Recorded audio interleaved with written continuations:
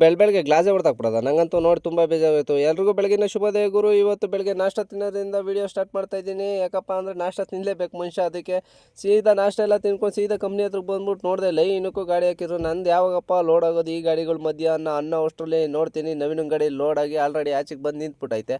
ಅವನ್ನೆಲ್ಲ ಕ್ಲೀನಾಗಿ ವಾಶ್ ಮಾಡ್ಕೊತಾ ಇದ್ದ. ಸರಿ ನನಗೂ ಮಾಡೋಕ್ಕೆ ಕೆಲಸ ಇಲ್ಲ, ಇನ್ನೂ ಲೋಡ್ ಬಂದಿಲ್ಲ ಅಂತೇಳ್ಬಿಟ್ಟು ಗಾಡಿ ನನಗೆ ವೀಡಿಯೋ ಮಾಡಿಕೊಂಡು ನನ್ನ ಗಾಡಿ ನೋಡ್ಕೊಂಡು ಯಾವಾಗಪ್ಪ ನನ್ನ ಗಾಡಿ ಲೋಡ್ ಮಾಡ್ತಾರೆ ಅಂತ ಅಂದ್ಕೊಂಡು ನವೀನನ ಜೊತೆ ಸ್ವಲ್ಪ ಮಸ್ತಿ ಮಾಡಿಕೊಂಡು ಇದ್ದೆ ಗುರು. ಅಷ್ಟರಲ್ಲಿ ನವೀನ ಬಿಲ್ ತೊಗೊಂಡು ಆಚೆಗೆ ಬಂದೇ ಬಿಟ್ಟ.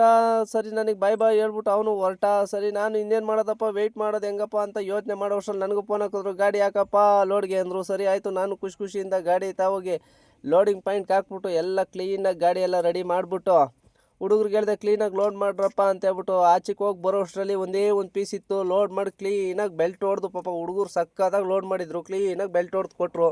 ಸರಿ ಆಯಿತು ಅಂತೇಳ್ಬಿಟ್ಟು ನಾನು ಆಫೀಸಲ್ಲಿ ಬಿಲ್ಲೆಲ್ಲ ಇಸ್ಕೊಂಡು ಅಲ್ಲಿಂದ ಸೀದಾ ಬಿಟ್ಟವನು ಹೊರಡೋಣ ಅಂತೇಳ್ಬಿಟ್ಟು ಹೊರಟವನೇ ಫಸ್ಟ್ನೇ ಪಾಯಿಂಟ್ ಕಡೆಗೆ ಬಂದೆ. ಫಸ್ಟ್ನೇ ಪಾಯಿಂಟಿಗೆ ಬಂದು ನೋಡ್ತೀನಿ ಗ್ಲಾಸೇ ಹೊಡೆದಾಕ್ಬಿಟ್ರು. ನನಗಂತೂ ತುಂಬ ಬೇಜಾರು ಹೋಯಿತು. ಫಸ್ಟ್ನೇ ಪಾಯಿಂಟಿಗೆ ಮಾಡಿದ್ರಲ್ಲಪ್ಪ ಅಂತ ಬೇಜಾರು ಮಾಡ್ಕೊಂಡು ಮುಂದೆ ಬರ್ತೀನಿ. Hebbal full jam. ಶನಿವಾರ ಭಾನುವಾರ ಹೆಬ್ಬಾಳದಲ್ಲಿ ಜಾಮ್ ಇಲ್ಲ ಅಂದಿದ್ದ ದಿವಸನೇ ಇಲ್ಲ, ನಾನು ನೋಡೇ ಇಲ್ಲ ಇದುವರೆಗೂ. ಸರಿ ಆಯಿತು, ಜಾಮೆಲ್ಲ ಮುಗಿಸ್ಕೊಂಡು ಮುಂದೆ ಬರ್ತೀನಿ. ಮಳೆ ಸ್ಟಾರ್ಟ್ ಆಗೋಯ್ತು 2ನೇ ಪಾಯಿಂಟ್ಗೆ. ಸರಿ ಆಯಿತು ಅಂತೇಳ್ಬಿಟ್ಟು 2ನೇ ಪಾಯಿಂಟಲ್ಲಿ ನೋಡಿ ಸ್ಟೋರ್ಗೆ ಹೋಗೋಣ ಅಂತ ಹೋಯ್ತೀನಿ. ಫುಲ್ಲು ಕೆಸರು, ನನಗೆ ಕಾಲಿಕ್ಕಕ್ಕೆ ಹಿಂಸೆ ಆಯ್ತಿತ್ತು. ಹಂಗೆ ಮಾಡಿ ಕಾಲಿಕ್ಕೆ ಅನ್ಲೋಡ್ ಎಲ್ಲ ಮಾಡ್ಕೊಂಡು ಅಲ್ಲಿಂದ ಸೀದಾ ಮನೆ ಕಡೆಗೆ ಹೊರಡೋಣ ಅಂತೇಳ್ಬಿಟ್ಟು ಹೊರಟೆ. ಈ ಡ್ರೈವರ್ ಜೀವನ ಯಾರಿಗಪ್ಪ ಬೇಕು ಅನಿಸುತ್ತೆ ಶನಿವಾರ ಭಾನುವಾರ. ಯಾಕಪ್ಪ ಅಂದರೆ ಅಲ್ಲಿ ಬಿಟ್ಟವನೇ ಸೀದಾ ಬಂದು ಮತ್ತೆ ಗೊರಗುಂಟೆಪಾಳ್ಯ ಸಿಗ್ನಲಲ್ಲಿ ತಗಲಾಕೊಂಡೆ ಗುರು ಫ್ಲೇಓವರಲ್ಲಿ. ನನಗಂತೂ ಬೇಜಾರಾಗಿತ್ತು. ಸರಿ ಆಯಿತು, ಈ ವಿಡಿಯೋ ಇಷ್ಟ ಆದರೆ ಲೈಕ್ ಮಾಡಿ, ಶೇರ್ ಮಾಡಿ, ಕಮೆಂಟ್ ಮಾಡಿ, ಸಬ್ಸ್ಕ್ರೈಬ್ ಆಗೋದು ಮರಿಬೇಡಿ.